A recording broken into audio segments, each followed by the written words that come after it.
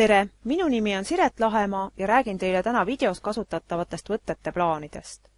Kui on olemas idee filmimiseks, siis järgmisena tuleb hakata koostama stsenaariumi, kus lisaks muule on kirjas ka võtteplaanid. Plaan on see kujutav vahend, mis võimaldab vaadata stseeni erinevast vaatenurgast. Erinevate plaanide kasutamine teeb filmi monteerimise kergemaks ja filmi pildikeele huvitavamaks. Kasutatakse 6 põhiplaani. Superüldplaan on selline, mis näitab kaadris väga suurt ulatust, andes pildi näiteks maastikust ja inimene pole selles kauguses eristatav. Enamasti kasutatakse seda sissejuhatuseks, andes aimu, millises keskkonnas tegevus toimuma hakkab. Üldplaan annab samuti ülevaate maastikust ja ümbruskonnast, kuid märgatav on ka filmitav. Keskmise üldplaani puhul on näiteks näha gruppi inimesi, aga vaataja jääb justkui eemalt jälgivaks. Inimesed kaadris on täies pikkuses. Üldplaanid sobivad samuti sisse juhatamaks erinevad stseene.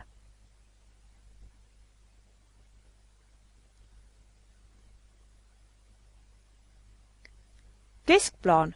Sellisel juhul on filmitav kaadris nii-öelda käe ulatuses või üle laua kauguses.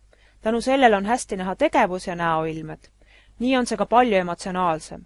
Inimene on keskplaani puhul kujutatud vööst ülespoole. Keskplaanide puhul eristatakse ka niinimetatud Ameerika keskplaani, mis on üld- ja keskplaani vahepealne, ja inimene on lõigatud põlvede kohalt. Lähiplaan ehk suurplaan läheneb filmitavale ja tegevus kaadris muutub aina olulisemaks ja põnevamaks. Supersuurplaan toob välja üksiku tervikust ning emotsioon on väga oluline, aga detailid veel ei loe. Inimest kujutatakse kaadris õlgadest ülespoole.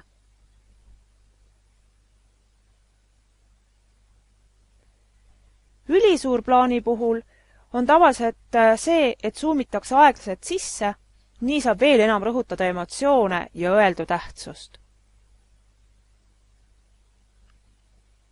Inimene on kaadris sel juhul kaelast ülespoole. Detailplaan näitab objekti või tegevuse üksikosasid. See dramatiseerib tegevust ning sageli näidatakse sellega ka emotsionaalseid reaktsioone.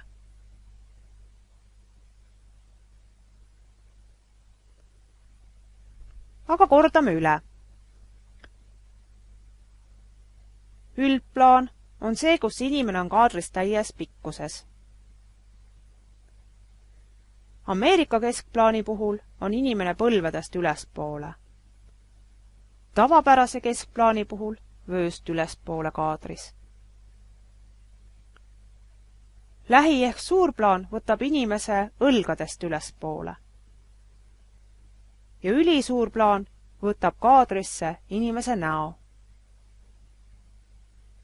Detailplaan annab siis ülevaate mingist objektist või tegevusest. Lisaks erinevatele plaanidele on oluline ka võttenurk, mis võib olla siis otsevaates, ülevalt alla, mis teeb natukene filmitava väiksemaks, alt ülespoole, mis tõstab objekti veidikene ülbemaks. Kasutada võib panoraamvõtet või niinimetatud üleõlavõtet. Võimalusi on mitmeid. Head katsetamist!